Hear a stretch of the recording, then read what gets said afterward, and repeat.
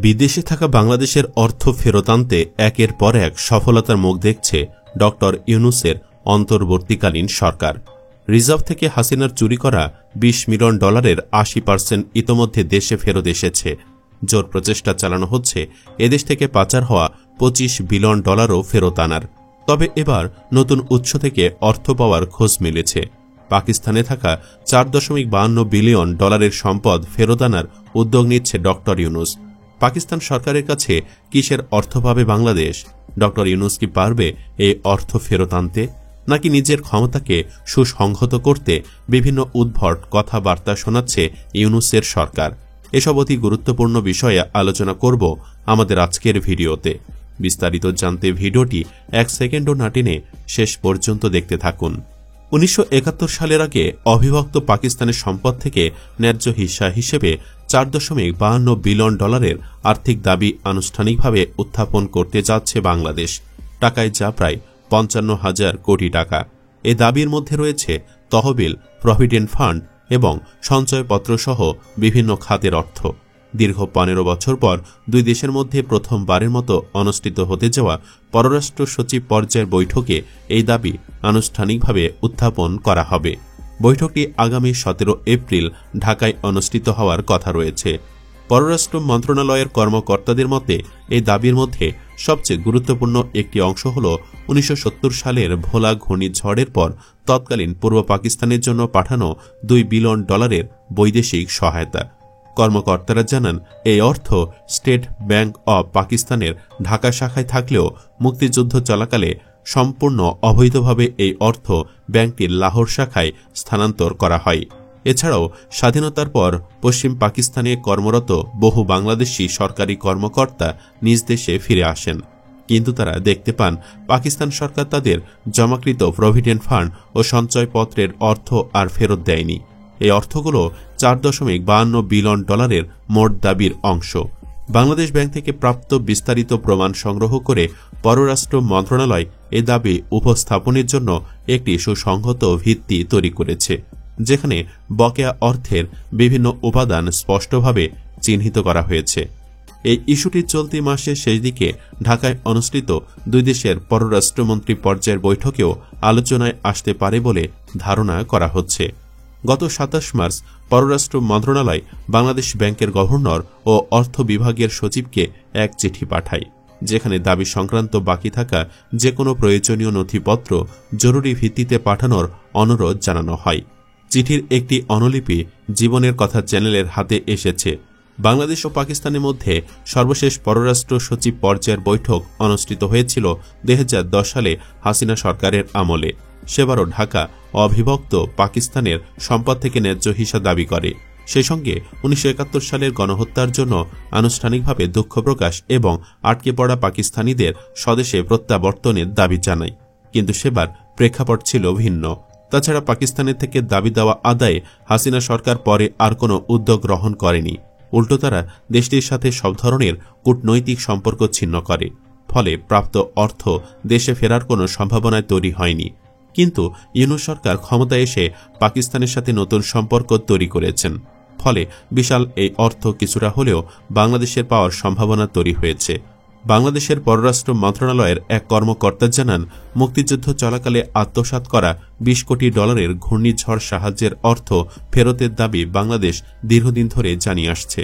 এর পাশাপাশি অবিভক্ত পাকিস্তানের সম্পদ থেকে প্রায় $4.32 বিলিয়ন ন্যায্য হিস্যার দাবিও বাংলাদেশ ধারাবাহিকভাবে করে আসছে। পররাষ্ট্র মন্ত্রণালয়ের নথি অনুযায়ী কেবল জনসংখ্যার ভিত্তিতেই বাংলাদেশ অবিভক্ত পাকিস্তানের সম্পদের 56% অংশীদার ছিল। বিদেশি মুদ্রা অর্জনে বাংলাদেশের অবদান বিবেচনায় নিলে এই হিস্সা দাঁড়ায় 54%।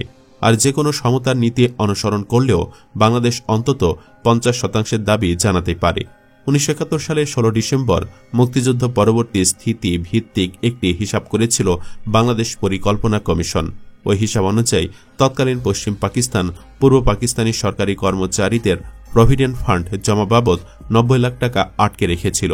এছাড়াও যুদ্ধকালীন সময়ে রূপালী ব্যাংকের করাচি শাখায় রাখা 1,57 লাখ টাকাও আর ফেরত দেওয়া হয়নি।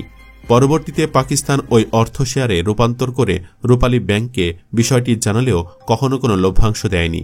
বাংলাদেশ পরে ওই শেয়ার বিক্রি করে অর্থ ফেরত আনার চেষ্টা করলেও তাতে কোনো সাফল্য মেলেনি। আরও অভিযোগ রয়েছে, বাংলাদেশ সরকার পাকিস্তান সরকারের বিক্রি করা বিভিন্ন সঞ্চয়পত্র ও বন্ডের দায় পরিশোধ করেছে, যেমন প্রতিরক্ষা সঞ্চয়পত্র এবং আয়কর বন্ড। এই ঋণগুলো পাকিস্তান সরকারের কাছে পাওনা বলে মনে করছে Bangladesh. Statement of Bangladesh bank claims receivable from state bank of Pakistan and government of Pakistan শিরোনামের প্রতিবেদনে বিস্তারিত হিসাব দেওয়া হয়েছে। 1971 সালে 16 ডিসেম্বর পর্যন্ত চলতি অর্থের মোট মূল্য ছিল 870 কোটি রুপি, যার অন্তত অর্ধেকের দাবিদার বাংলাদেশ। শুধু পাকিস্তানের ব্যাংকিং বিভাগকেই বাংলাদেশকে 60 কোটি রুপি পরিশোধ করতে হবে।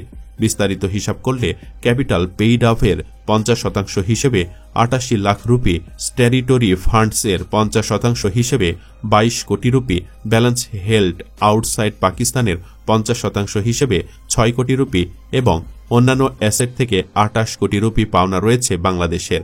বাংলাদেশ সরকার পাকিস্তানের কেন্দ্র এবং প্রাদেশিক সরকারের কিছু ঋণ সিকিউরিটিজের 21 কোটি টাকা দায় নিয়েছে, যার উপর ঢাকা দাবি করতে পারবে।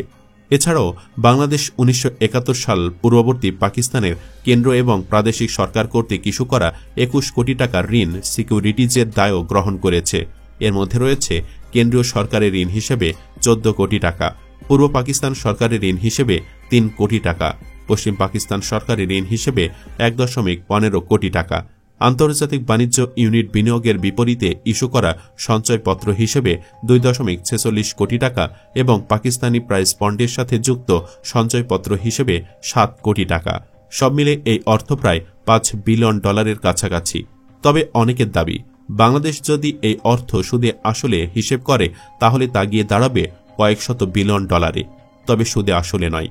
বাংলাদেশ পাকিস্তানের আর্থিক বিষয়টি অনুধাবন করে আপাতত শুধু $4.52 বিলিয়ন ফেরত চাইছে। এদিকে একটি সূত্র থেকে জানা যাচ্ছে, পাকিস্তান সরকারের কাছে তাদের ব্যাংকে মাত্র $14 বিলিয়ন জমা আছে। তাছাড়া দেশটি বৈদেশিক ঋণও জর্জরিত। পাকিস্তানের অর্থনৈতিক অবস্থাও দেউলিয়ার দ্বারপ্রান্তে। এরকম একটি দেশের পক্ষে প্রায় $5 বিলিয়ন পরিশোধ করা প্রায় অসম্ভব।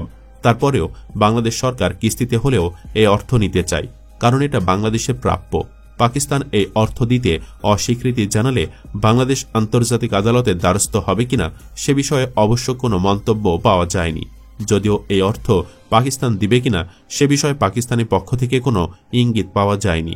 আবার অনেকে মতামত দিচ্ছে, যেহেতু পাকিস্তানের সাথে নতুন সম্পর্ক তৈরি হয়েছে, তাই ইউনূস সরকারের উচিত হবে এই অর্থ চেয়ে সম্পর্ক নষ্ট না করা। অনেকে আবার নগদ অর্থ না নিয়ে পাকিস্তানি থেকে মিসাইল সহ সামরিক সরঞ্জামাদি নেওয়ার দাবি করছে। নাজমুল হাসান খান নামে একজন অবশ্য অর্থপ্রাপ্তির খবরে ইউনূস সরকারের কঠোর সমালোচনা করেছে।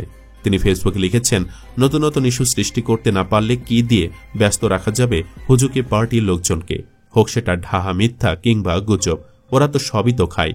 তাছাড়া পাতানো খেলা, নিজেরাই তো। এভাবে যে কয়দিন টিকে থাকা যায় সে কদিনই লাভ। তিনি মনে করেন ইউনূস সরকার এসব ডলারের গল্প বলে লোক মাতানোর চেষ্টা করছে। সুপ্রিয় দর্শক, পাকিস্তানের কাছে পাওনা এই অর্থ আপনি কি চান বাংলাদেশ ফেরত আনুক? কমেন্ট বক্সে ইয়েস বা নো লিখে জানিয়ে দিন আপনার মতামত। ভিডিও ভালো লাগলে লাইক দিন এবং শেয়ার করুন, আর অবশ্যই চ্যানেলটি সাবস্ক্রাইব করুন। ধন্যবাদ।